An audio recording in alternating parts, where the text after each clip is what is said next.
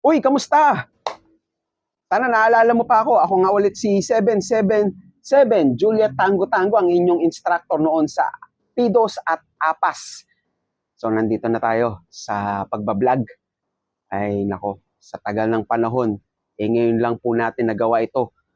Sana patuloy nyo akong suportahan. So, diretso na tayo sa mga layunin natin dito sa pagbablog. Unang-una, babalikan natin yung tatlong P. Bakit tayo nagbabarko? Pera, para sa pamilya, para matupad ang ating mga pangarap. Doon lamang po muna tayo. Susunod na yung apat pang additional piece. Okay? So, dito ako magpo-focus sa aspeto ng pera. Kasi yan naman talaga yung medyo sabihin na nating pinag-aralan ko. Hindi po ako expert. Hindi rin po ito dapat gamitin as financial advice. Ang mga sasabihin ko at i-share ko ay batay lamang sa aking mga experience. No? So kung kailangan nyo pong ng mga financial advisor, marami po tayo niyan. Mga professional po sila. Okay, so sa atin, dagdag informasyon at kung makakatulong ay sana maging kapaki-pakinabang po sa inyo. Okay, so tigilan tigilan ko na yung mga motivation, yung tungkol sa mga spiritual kasi hindi naman po ako pastor at hindi rin naman ako motivational speaker, diba? Pero sinisikap ko na sana sa pamamagitan ng mga video natin mahikayat kayo kahit papaano at ma-motivate kayo, pero kulang yun eh. No, kailangan natin ng action. So sinasabi ko na laging ngumiti, kaya mo yung mga challenges at problema mo, ngitian mo lang, huwag kang magpapaka-stress. Marami naman pong mga nagsasabi ng ganyan. So, siguro hahapyawan ko lang. No? So, again, nandito po tayo para dun sa unang layunin natin, no, na mapalago yung pera na pinaghihirapan ninyo sa barko. Kasi, wala naman po masyado nagtuturo sa atin ng ganyan, lalo na sa mga OFW at GMP. Okay? So sisimulan po natin ngayon sa unang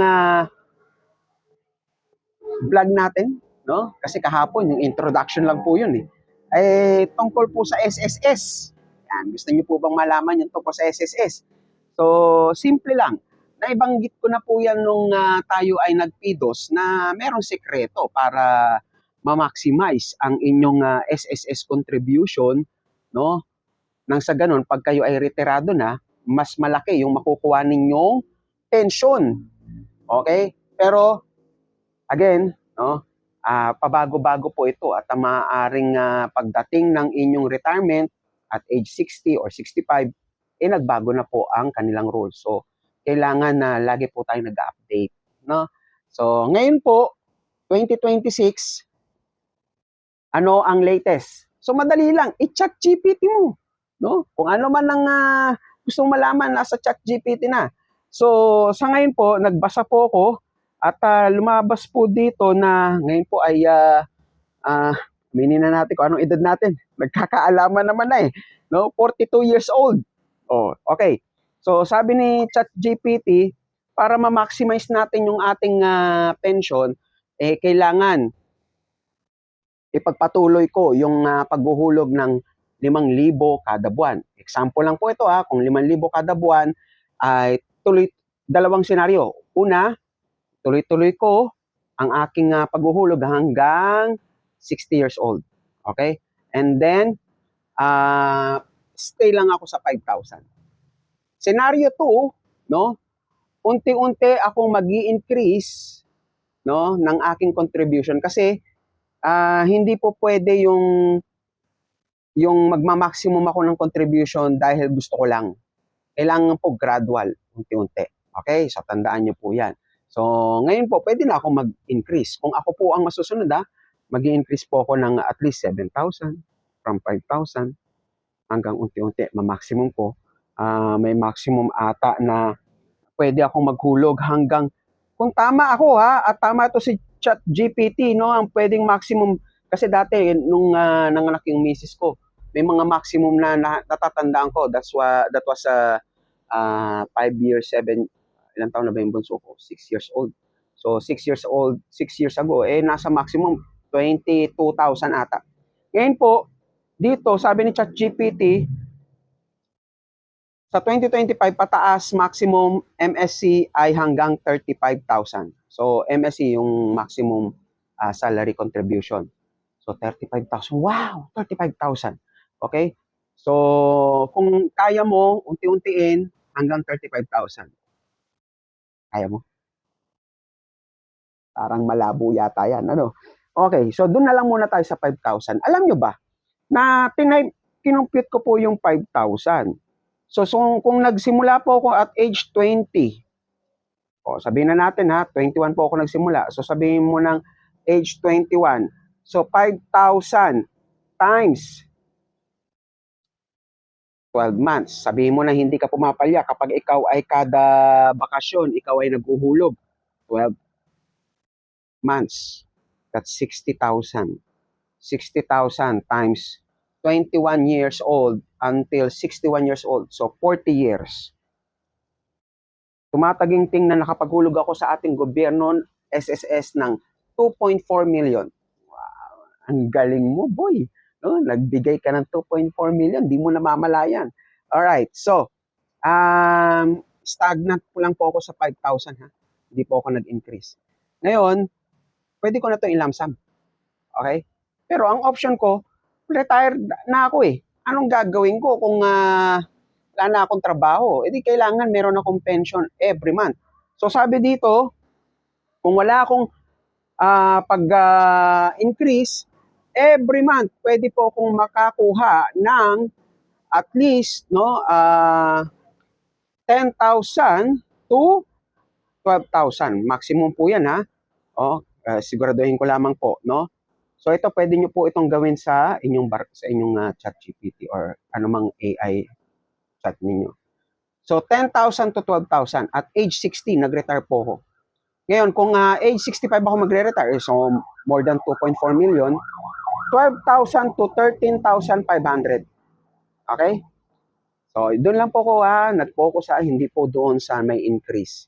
Ngayon, ito ang magic. So kung nag-retire ako ng 60,000, 60 years old. Alright. 2.4 million. Divide it by. Sabihin na natin from, sabi niya, ang bibigay sa akin ng SSS, 10,000 to 12,000. Sabihin mo na minimum gitna o median, 11,000. Diba? Mabait yung presidente nung time na yun, no? At nagbigay ng 1,000. Di maganda. So, 11,000. So, it will give me 218 months, 0.18, bago ko mabawi yung 2.4 million sa 11,000.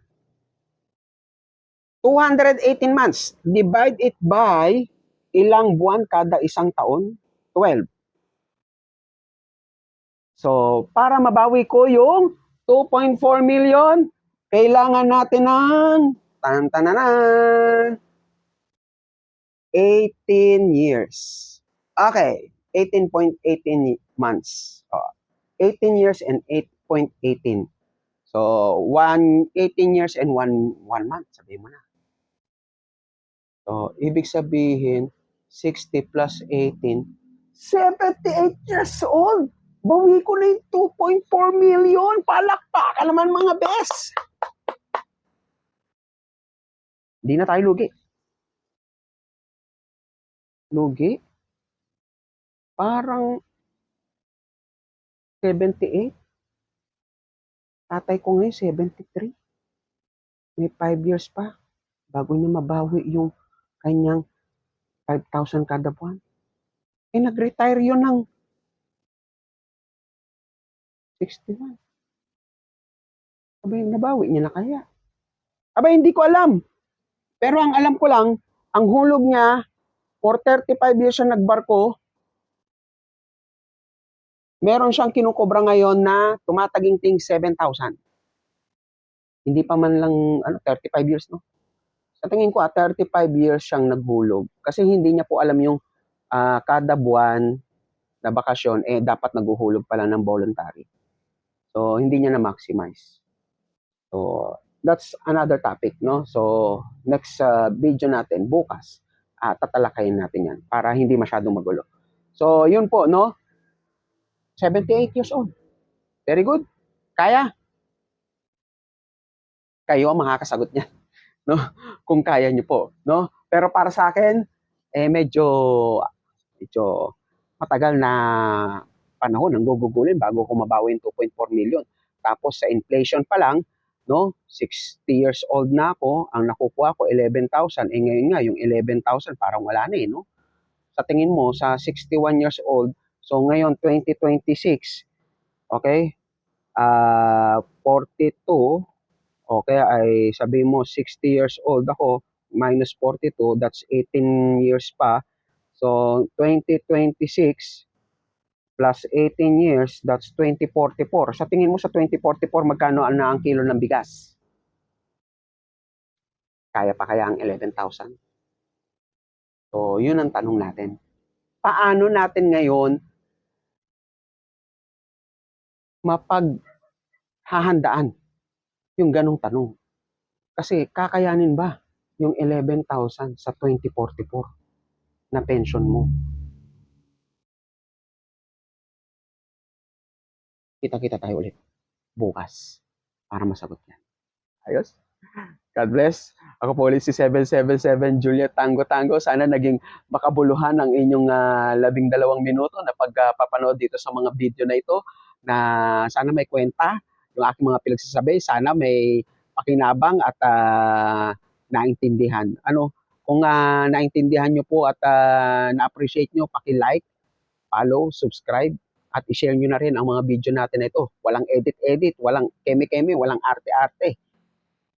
Serbisyo lamang. Walang kinikilangan eh. No? Laban lang ha, mga ka-77.